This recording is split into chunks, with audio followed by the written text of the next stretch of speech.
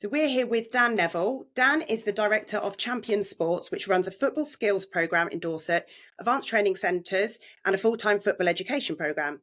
Dan has recently celebrated Champion Sports' 10th year and Champion coaches around 500 children in Dorset. Dan is here today to tell us a little bit more about himself and his football education programme. So welcome, Dan. Yeah, thanks for having me on. So started in 2012. Not really, it wasn't really going to be a business at the time. I mean, it was only really started as I worked in a schools programme for Bournemouth, and I covered Wareham, Blandford, Swanage, areas that, probably, didn't get the same level of opportunity as maybe you would in sort of Poole and Bournemouth. So there were some good players inside the programme, and we brought 10 of them to get together to train behind Wimborne. So it went quite well. And then we ended up doing 2 sessions. And I was with the bank manager one day and he said, "Oh, you really need to give it a name." And I was like, okay, what do you think? And then he actually said Champion, because his favourite book was Dan, the Champion of the World. And I said, "Oh, it'll never catch on." But yeah, that gets us going today. And that's sort of where we started from. And then naturally 2 sessions become 4. Then obviously the reach becomes a little bit bigger. Then the players started to get to 15, 16. We were quite successful in terms of getting players into clubs, but reality is not everyone can get into clubs, and we've got a very studious, keen, loyal group of players. That was really where the education programme came from, because our first cohort was from players that had been with us a good number of years, maybe hadn't progressed in a professional game, and then we started the education programme from there. And we started it in Weymouth, actually. More so because there wasn't a huge amount of opportunity for players that way. Sort of Poole and Bournemouth, obviously Bournemouth Community Trust have got a programme which I was involved with when it incepted, and they do a good job. So we wanted to really offer something in a different area to give exposure to those type of players. And then it's sort of grown from there. Then the 16-year-olds become 18-year-olds. Then we started a university programme. So we offer a HNC, a HND, and a full BA honours in partnership with Loughborough. So really, we've sort of grown with, we've grown as the players have grown, really. And I think this is the first year now where players are graduating and they've sort of come to the end with us, and they're, going to their clubs and into their professions. And it's been fantastic, really, and a real privilege to see players that were 7, 8 years old actually graduating from university. So yeah, a good story, not without its challenges along the way, as you can imagine. But yeah, that's basically where we started. So if we can rewind back to the 16 to 18 programme, so that's the age we've got school leavers, they've done their GCSEs, I think the law states they've got to stay in education. What does a 16 to 18-year-old programme entail in terms of, what are they getting in education as well as their football? Yeah, so I think traditionally these programmes have always been seen as you say there, well, they've got to stay in education. Not everyone can do A-levels. Do a football course, it's quite easy. And actually, we're trying to break the mould, and not just us. I think all the providers locally and the ones that we come across when we play in our leagues actually do a really good job. And I think it's far more than that. When I was 16, I would love to have come on one of these programmes, but probably the reality would have been at 18, you'd have probably ended up doing a trade or working in an office, because there wasn't that level of job really at the end of the rainbow. But I mean, if you look now, with analysts, sports science, strength and conditioning, there's so many jobs in football. I mean, we employ 20 plus staff. I think Bournemouth Academy have got 60 plus staff. I think the first team have got 40 plus staff. And then you've got lots of other local providers. So whereas before it was first team manager, first team coach, assistant manager, reserve team manager, youth team manager, probably 5 jobs. And 3 or 4 of those would be occupied by ex-players. So your route to industry would have been blocked just because there wasn't really a need. Now I think there is a real need. There's lots of jobs, and I think you could class football and sport as a career. So I think what the courses have done is actually obviously employed people firstly, and they've also produced people that are useful for the industry as well. So I think initially the courses probably didn't get a great press, but now I think they're being taken quite seriously. And I know on the government framework, there's been several conversations about these courses and the validity of them. And actually, I think we've made it through, when I say we as an industry, have made it through those consultations on about 3 or 4 occasions now. So I think there's a belief in it from government, and obviously we've been under a Conservative government. I certainly don't think a Labour government, if they are to get in, and I haven't got a scoop on that, by the way. It's just, from the polls, I don't think there'll be a change. So I think the courses are here to stay, really. Yeah. So I mean, from my perspective, it just seems like these programs have really grown in popularity. Obviously there was yours was one of the first ones that I saw in our local area, and other ones have sort of dotted up now. So do you believe that's because the employment pathway is better, that there is more opportunity for the teenagers at the end of the program? Yeah, I think that's probably definitely one. And also now, I think ourselves and Bournemouth were probably the first two. People have seen who's come out of the programme, what they've gone on to do, both from a football and employment perspective. And I think there's a little bit more trust. Even, I remember when we started in 2018, those parents had been with us for a good while, but, they were very, very sceptical about just even our programme. And obviously I've known the parents for a long time. I think that initially you have to convince them that you're not just kicking a ball around for 6 hours a day, 5 days a week. So I think the first bit, you have to convince them on the seriousness of the qualification. And on the qualification, if you do an extended NCFE or BTEC, is actually 3 A levels. And if you can get past merit distinction, you're getting some good points, and you're going to get some good university entries for them. So I think once you've convinced them about the education, then obviously the sort of football bit sort of falls into place, really. But there was scepticism at the beginning. But what I have noticed now, come to 2024, we can talk about the course with a lot more confidence, because it's not we intend to, we'd like to, our best endeavours. It is we have, we do, we are. And we can be a lot more confident now in delivering the education. If I'm honest, even in 18, when we had the first cohort, we were always going to make sure we saw them through to the best of our ability. But I remember saying to Luke, my business partner, we have to make sure that we can really offer something that is better than school. Because if you've known these players since they're 8, it would be remiss of us to take them into a program that really wasn't going to help them. But we can be a lot more confident now in the opportunities that we can offer and the opportunities the course offers. So I have seen the scepticism fall away a little bit. There's always the question, and I think you've always got to cross that hurdle as best you can. But I think it's a lot easier now than it was in 2018. So what are the entry requirements for a student that's just at their GCSEs to join a programme in terms of education entry? Yeah, so again, in terms of education entry, it would sort of vary provider to provider. Back in the day, it would have been where you went if you maybe didn't get exams, or if you didn't get what you want, I'll just come and do that. So it's similar to maybe some college vocations. It's still similar, but some learning providers will say you have to have a 4 in English and maths. Some are a little bit more relaxed on it. So from our point of view, we ask for the 4s in English and maths. Yeah. But actually, if we've had a player since he's 8 years old and he gets a 3 in maths, we're not going to turn him away. And we go to our learning provider. We give some background on the family. We give some background on the player.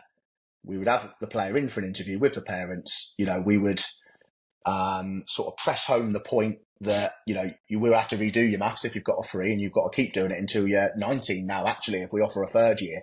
And as long as there's a buy-in from the player and the parents, so they're going to give it their best shot, then you'd take the player, because I thought it was really unfair that, you might have had a bad day on exam, you might not have slept before, everything comes down to 2 hours. And if we've had the player since he's 8, there's no way really that we'd want to say goodbye to him on the basis of that. So we're probably a little bit more relaxed than some of the others, because obviously we have a very good relationship with the families and the players that have been with us. Now, it's not always an organic cohort or someone that's came through naturally. We do take players that have maybe left their club and they come in through like our assessment process, which perhaps we'll come to later.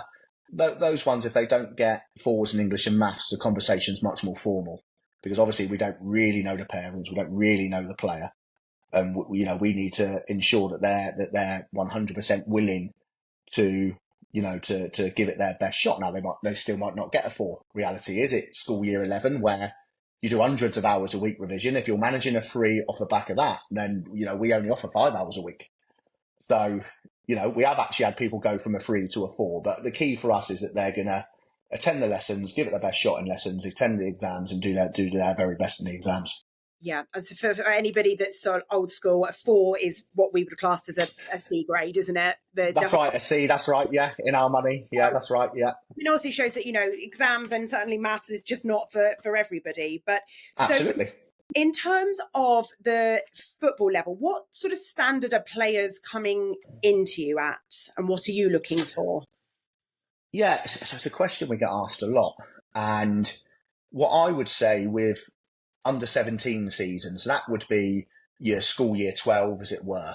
I call it the move-in year, because in year 11, so 12 to 16 as an example, players find their place, and you have your top of your group, your best players in the team, and you've got your middle group, and then you've got maybe the ones towards the bottom end of the group that, maybe need a little bit more work. But what we were really surprised was in 2018, when they start training full-time, I don't want to use the word bottom of the group, but the ones that may have been more limited from 12 to 16s, they might then all of a sudden become the middle or the top group, and your strivers, younger in a group, then may drop down. So I think it's really difficult to ascertain a level, because it's a very subjective.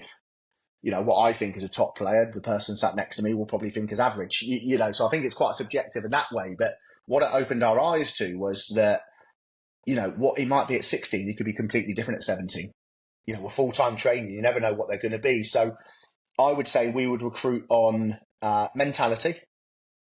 And when I say mentality, I mean the willingness to learn, to want to train every day, to not, it's raining on Monday, or I feel my hamstring a little bit, I'll have a day off today. I say in classroom, we want players that want to train, players that show mentality, want to work and want to improve. And I think if you've got that attitude, we train 3-4 times a week. We play 2 games a week. Before you know it, then, the player really accelerates in their development.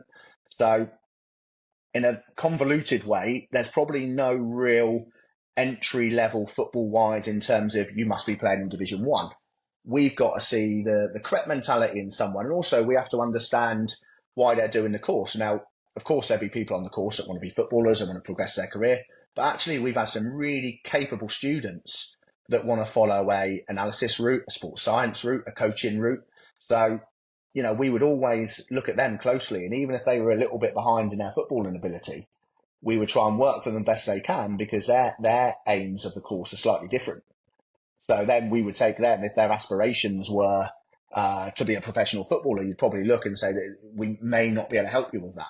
If their aspirations are to be a coach, sports scientist, physiotherapist, sports psychologist, but actually alongside that, we want to enjoy football, then that would give us a reason to really consider, the student closely.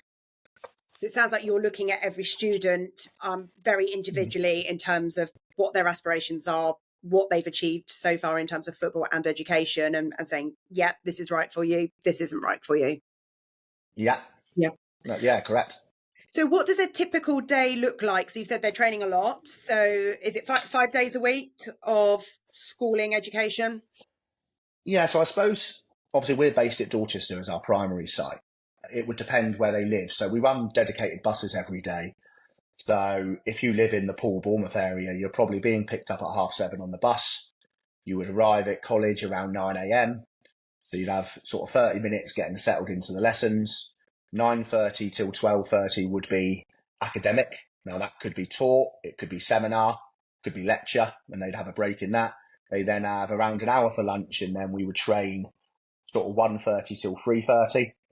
And then periodically they would then complete our employability program, where they might coach at an after school club or assist at an after school club. They might join one of our evening programs. They might referee our younger teams. So that would be the Monday and Tuesday as a rule.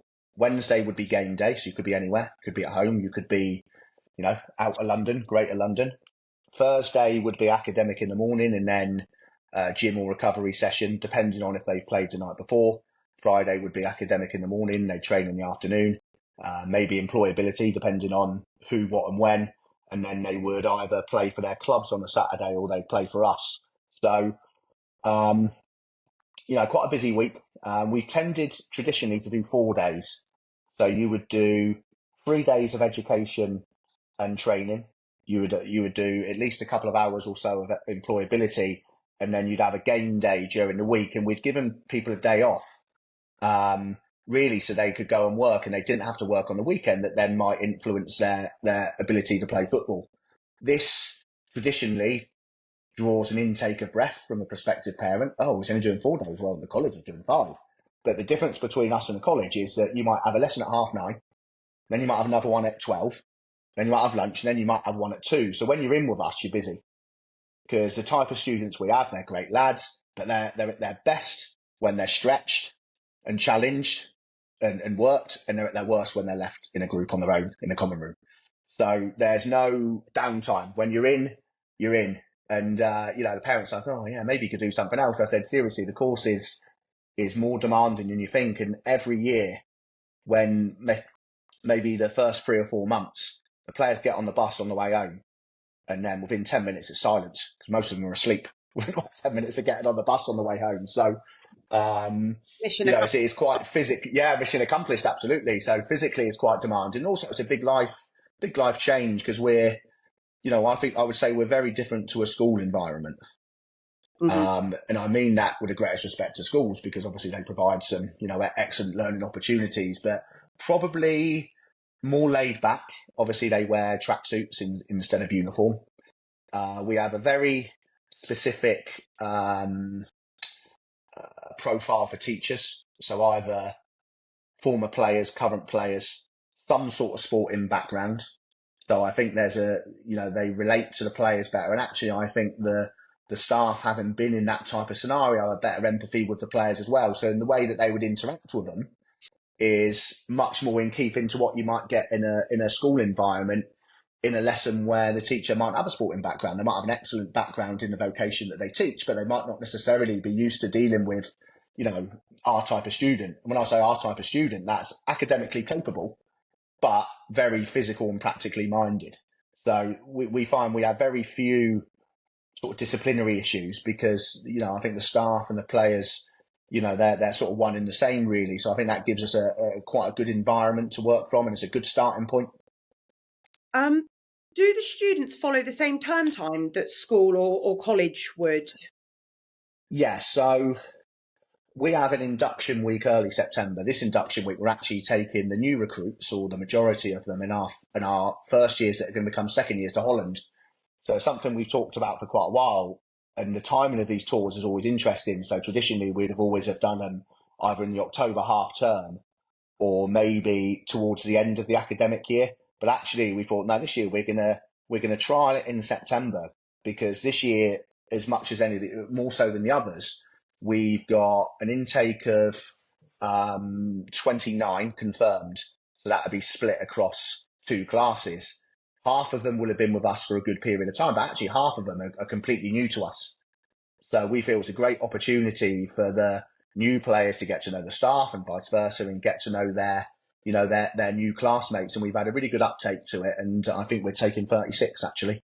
With staff on top. So it'll be a pre-season tour during induction week, and then we settle down to the academic the week after. We probably follow college schedule more than a school schedule, and we would finish like last week of June. So we've just finished now.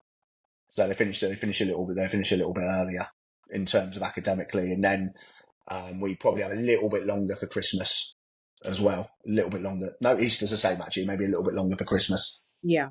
So just rewinding back to the qualifications, so there's quite a few acronyms. So it's BTEC is one of them that you're awarding, which is that equivalent to 2 A levels? And what is it? Is that a BTEC in sport? Yeah, so it would be. So we actually deliver NCFE, which is equivalent to BTEC, but a different awarding body. Yeah. There's always talk about, I think we enjoy NCFE, would we go back to BTEC, because they update their courses periodically. And, I think NCFE has been ahead previously, but BTEC have made some amendments to what they offer. So now you look and you think, well, actually, they're always trying, I wouldn't say outdo each other. I don't think that would be a term we could use within academia, but they're always looking to enhance their provisions. So, as a provider, we have to have one eye on, what provisions are out there that would suit our people the best. So the extended diploma would be 3 A levels, and then the diploma would be 2 A levels. And then there's a route to university via both of those, or via the extended Yes. diploma? Yeah, and this is something we speak to parents about. Like, we talk about A levels and BTEC and NCFE, but ultimately it comes down to the UCAS points that you can gain from all of those qualifications. So I lectured at Solent University for around 11 years, and we used to have a 150 point entry, and then it's currently at 125. But actually, if the student really shows something, they've got some good references, they might excel at a sport. Actually, we've been known to take people at 100. So the university entry would be led first and foremost by points, but moving on from the points, then they would look at the whole application, and they'd look at the person and if they could be an asset to the university. If they've got skills in other areas aside of the academia, then they could get taken. So yeah, university is one of the entry, is obviously one of the pathways. Obviously, you've got going abroad, then obviously you've got employment as well. In 2022, I think we began actually. We actually run our own HNC. So a HNC is called a Higher National Certificate. So that would be a level 4. Okay. So your level 3 would be your BTEC extended diploma or diploma, or your NCFE, your A levels. They would be classed as level 3 qualifications. So the Higher National Certificate is a level 4. We offer the Higher National Diploma. So if you complete the certificate, that's a level 5. And if you've completed your level 5, then thanks to our partners Loughborough, you then can complete a full BA Honours. And in the last year, you travel up to Loughborough periodically. They do some distance learning, and then we're there to assist as well. So actually in-house, they can complete a BA Honours. It's not for everyone. We're certainly not telling people that this is the only course they can do. We had someone go to Chichester University last year. For instance, I think it's, again, all on the needs of the pupil. We've got one going to the USA this year. I think that really suited what he wanted to do, and he was very clear, at the outset with us when he went full time, that he wanted to pursue the American opportunity. And for that 2 years, really, it was about us assisting him and making sure we had the tools in the bag, both from an academic point of view and a social point of view as well. The boys from Wareham, like Will Tubbs, he's a great lad, but Wareham's quite a small place, America. But I think he's adapted excellently, and I think he's going to do really well there, and we're looking forward to tracking his progress. Yeah. I mean, it's amazing. There are so many different pathways. So you're kind of really highlighting this isn't just pigeonholing players and students into one place. When they're playing football, they play in leagues. Which leagues are they playing in? Yeah. What's the sort of standard of those? Yeah, so we're in a lot this year. Like, the affiliation takes longer every year because you're in more. So we don't enter a league until under 16s, but we do have it's predominantly under 15s. We feel that our strategy for that is, grassroots football's quite good, I think, in Dorset. I watch the games. I think it's got a lot better. I think there's a lot of social outcomes that they can get from grassroots football, and I think I want it to be something that they can look back on with, great joy. So we don't tend to enter leagues until 16s because we want them to have a really good run with grassroots. We do play games on an informal basis, and we do enter certain competitions, usually abroad, just to give that player something a little bit different. If they come into us, they've got to have something different to what they're getting in grassroots. So I think if we entered leagues really early, and a parent comes to me and said, "What's the difference with you and his grassroots team?" They train, you train, they play in a league, you play in a league. I mean, you could cite quality of coaching and opportunity, but I think that's quite subjective. So for us, they can come in, they train with no pressure. We can play them in multiple positions. We get to choose the games that they play in. We get to choose their travelling distances. And we feel it's a much better way of, giving the player a really good football diet. And then once it gets to 16s and grassroots, can sort of tail off a little bit because obviously you don't have quite so much interest, you don't have quite so many teams. That's when it sort of gets serious to us. That's when we'd introduce them to a fitness coach and a sports scientist. That's when we're in the league. That's when we up it a day a week. We have to be careful because it's GCSE year. So we can't tell them to get fours in their GCSEs at least and then take them away for their academic times. That really takes some balancing. So we come into league at 16s, we enter the Testway League. Really good league run by a really dedicated group of volunteers. So So we play in the under-16s Division 1 with predominantly under-15s group, and then we play in the under-18s Division 1 with a predominantly 16s with some 17s. We also this year have gone back into the Southwest Counties. Again, a really good standard. We were always in the Southwest Counties, but what we would find is at the beginning of the season, we would do really well. And then we'd have 4 or 5 that would then go and play for senior clubs. And obviously we embrace that because that's what we're about. But, there's not an infinite supply of players. So then you lose 3 or 4 that might play every week. And then in the middle of the season, you go from being good to competitive. And then in the middle of the season, the other players have progressed and then they get senior opportunities that we want them to take. And then come the end of the season, it could be really difficult.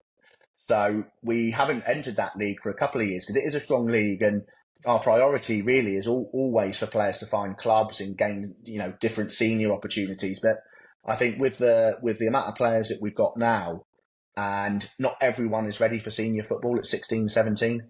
You might be a late developer, you might be a late birthday that's still got a lot of growing to do. So the Southwest Counties will probably suit you.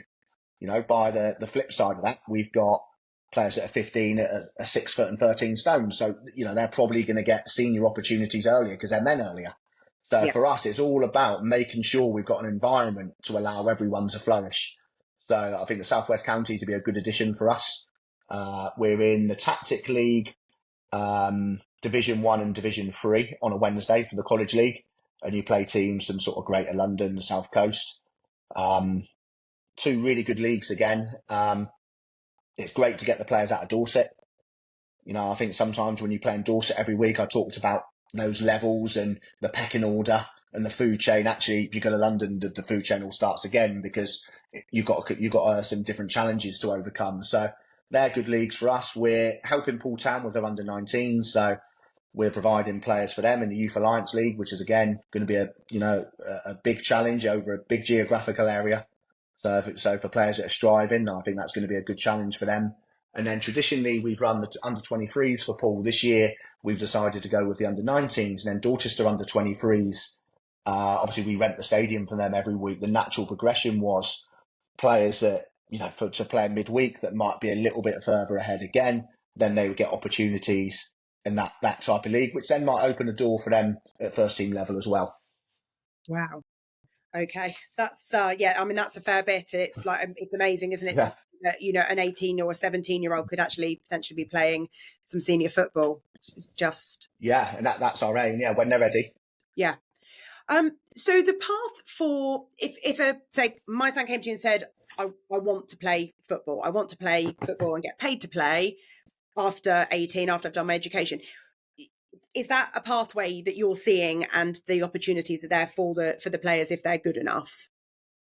Yeah, absolutely. I think the opportunity is probably there a bit earlier than that. We've got 16-year-olds like Harry Hutchison, Bailey Rowe, Harrison Bruton. They were all playing at sort of semi-pro level at 16, and I'm sure I've missed some names out there as well.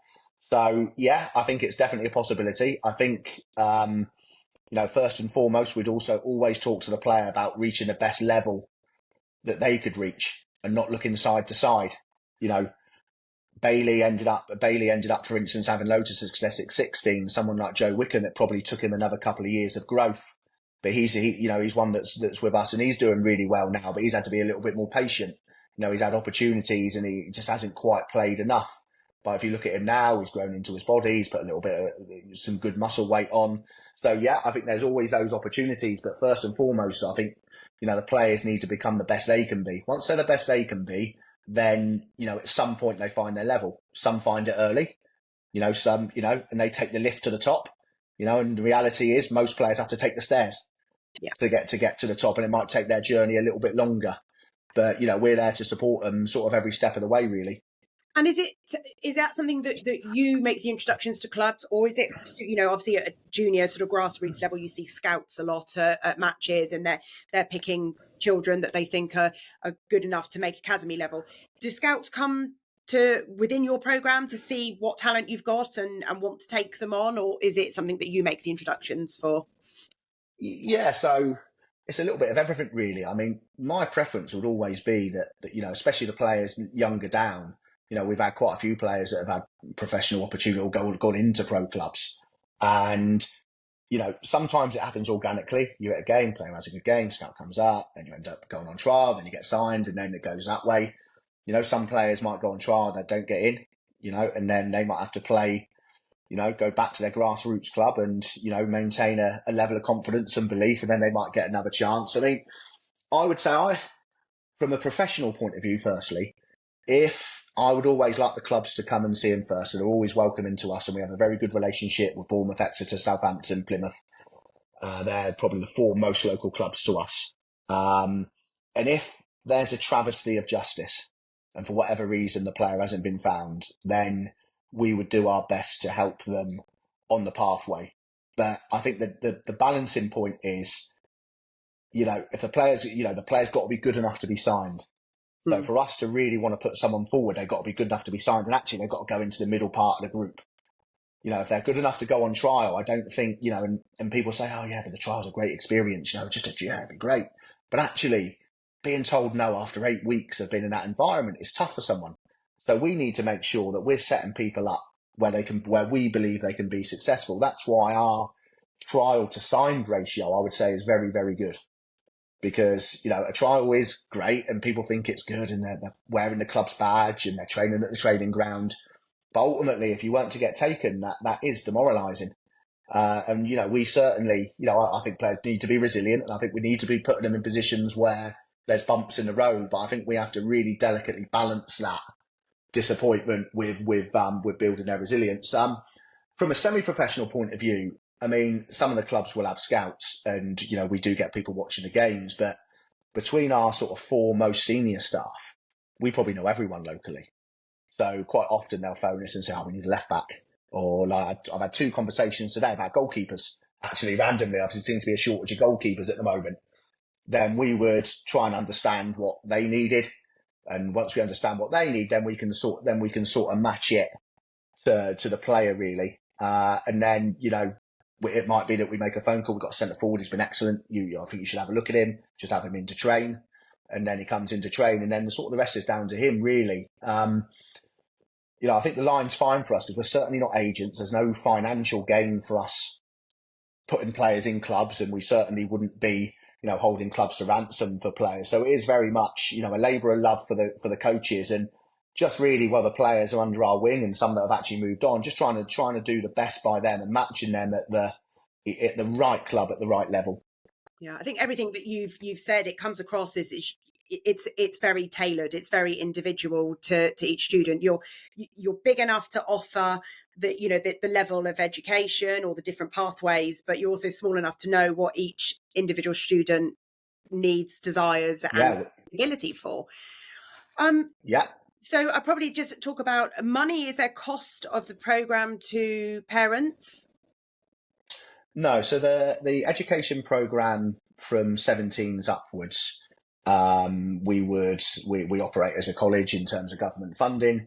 There's a small charge for the bus, from coming to Bournemouth and Dorchester every day. Buses aren't cheap to run, and obviously there would be a cost for their kit, what they wear in. There is bursaries available for, they are means tested. So families that, can, draw down bursaries, that they are available, but there's no direct cost actually to the programme itself. Okay. And I had a question from one of our followers on Instagram saying, if they're in year 11 or going into year 11, so doing their GCSEs, at what stage do they need to be considering applying for your course or this type of course? Yeah, I mean, our course is probably fairly laid back in terms of we would go organic first. So if we've got 15 places, we'd have a look at within our own building who we were going to take, who wanted to come. Now, we could have had a player 10 years, but if his aspirations in terms of employment or beyond sort of don't match what we can offer, then, we wouldn't take the player. Like, for instance, we had a player, and this is a story I always use, it's brilliant. And I say, what do you want to be? And he wanted to be a weatherman. Like deadly serious and, very, very clever guy. And so, like, the reality is coming on our course isn't probably going to boost your chances of becoming a weatherman. So he did his A levels at school. We had a good relationship with the school, so we wrote in. He used to come in to us on a Wednesday afternoon.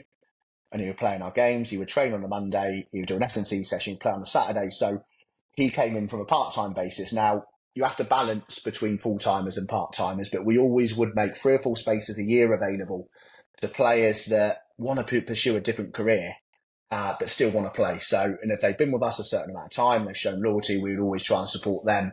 And in terms of the actual application process, again, we're quite laid back because we've been going for a good few years now. We're going to have a cohort. We've got 2 at the moment that can't decide between 2 programs. Now, in 2018-19, we probably would have needed an answer because actually those 2 players could make a difference between actually the program running or not. Now we've grown over the years and we're a little bit more robust. We can be much more laid back now and let the player take his time. And, when you're ready to make a decision, we would respect the decision either way. If it's us, then excellent. If you see your future lying elsewhere, then, we wish you all the best and we accept that as well. So I would say probably from about year 10, so our open events, if you're in year 10 and you're not quite sure, probably the earlier you start, the quicker you'll know whether, this course is for you. I think there's always one of the first questions we ask both to internal and external players is, what do you want to be post 18? A very difficult question, isn't it?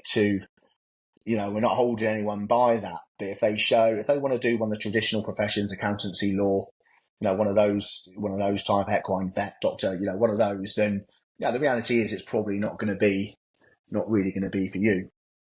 If it's something in the sports field and you're sure you want to work in this field, but you're not quite sure what, I would say that's where we come into our own. That's where we can win. When I worked at Solent, it started off like a 15-1 ratio, then it's 20, then it's 25. And in the end, it was a real challenge 6 weeks in, knowing everyone's name. So the upshot of that is you're really keen to help people, but where you're so burdened with the market and the amount of players, you can never quite give the players what you want. Because we're obviously slightly smaller in terms of the ratio, then, we can really help out with external exit routes. We've got a couple that want to be teachers that are working in schools now. We can do the things that I wanted to do at Solent, but wasn't able to do because the workload wouldn't really allow. So our first question would always be, what do you want to be? We're not going to hold you to it. But if it's in the sports field, we can say with some confidence that we could give you an offering that would be above perhaps a standard school and college because of the constraints that they're working under. Yeah. So recommendations to parents, if they've got a child that's interested, or they're interested themselves, what's the first stage of them reaching out to you? Or if they obviously people not always local, but we've got a lot of followers sort of in the country. Where do they go to find a program that's suitable for their child? Yeah, I mean, one of the benefits of social media is a lot of the companies on social media. So I'm sure if you did an Instagram or Facebook search, you would see clubs or companies near you. From there, I would then, have a look at their academic offering. I'll probably make contact quite early because on the websites and you may not get the pertinent information. So I'd reach out early, ask what courses they did, what the academic day looked like. And then I would probably do a couple of open days with different ones as well. We would always encourage players to go and have a look at other places because, we want to make sure that we've got the right fit and we want to make sure that the player's chosen the right area. So sometimes it takes going somewhere else to actually look and go, no, that probably isn't for me. This is where I want to be. So I would go to some open days across different areas, try and get a feel for the staff, try and get a feel for the qualification, and then try and have a look at actually, so what are the players doing after? What are the players doing during? Because the actual education is going to be reasonably similar, I would say. The win is in what they can do externally, what opportunities, do they do trips abroad, for instance? That might be something that you're big on. What routes do they have in America? Do players go to America from them? Do players actually get employed from them? So I would be asking all those questions. That can be quite a time-consuming process because most of the open days will only ever happen at half terms. So, there's only there might only be 4 opportunities in a year. So I would say the later you start, the less time you're going to give to make yourself an informed decision. It is a big decision. It's 2 years, it's 2 years of your life that then leads on to the stepping stone towards your adult life. Yeah. So I would say the earlier you start, the better, because you don't have to commit. People say you have to commit early, but you actually don't because you can't register students till August. So, when people are signing stuff, really early, I've known people signing stuff in year 10. You can change your mind all you want. You've got really till the August. I mean, I can understand, having something in writing that you would sign, because every organisation needs some sort of commitment, to know whether they're working with 20, whether they're working with 40. But, the freedom of choice is definitely there. And, I would urge, to start early and have a look around. Brilliant. That's amazing advice. Thank you. I mean, for a child that loves football and wants to stay in sports, I think it's incredible. You see so much drop off, don't you, from sort of 15, 16. You've had these kids that have been out, and parents out every weekend, all through the week with their children, and all of a sudden it's like, oh, I don't want to do it anymore. Girls, social lives. So I think these courses are absolutely incredible. So thanks for sharing your wisdom with us. No problem at all. Yeah, the bit you said about the dropout, that's really, that was part of the reason why we started our 15, 16s actually, was to bridge that gap before the realisation that you might not get a club. But actually the game's still got something to offer you. The industry's still got something to offer you. So that's been a great bridge for us to stop that dropout. Yeah. I think it's a real balancing act between not leading people on and giving them false aspirations, but actually not crushing their dreams either, because people do go on and make it. I think that the line has got to be, hey, but let's say you don't get to the top level. What you're going to fall back on? What's your next one? And then you're not telling them they're not going to make it necessarily, but it's that belief and realism at the same time. And I think managing that bit, because far be it from me, I can't tell a 10-year-old he's not going to play for England in 10 years. It's very difficult, but it's always that, dreams and reality, and trying to measure it and trying to get that balance just right. Yeah. No, thank you very much. I really appreciate you taking some time out of your schedule to chat to us. Yeah, no problem at all. Thank you. Yeah, thank you very much.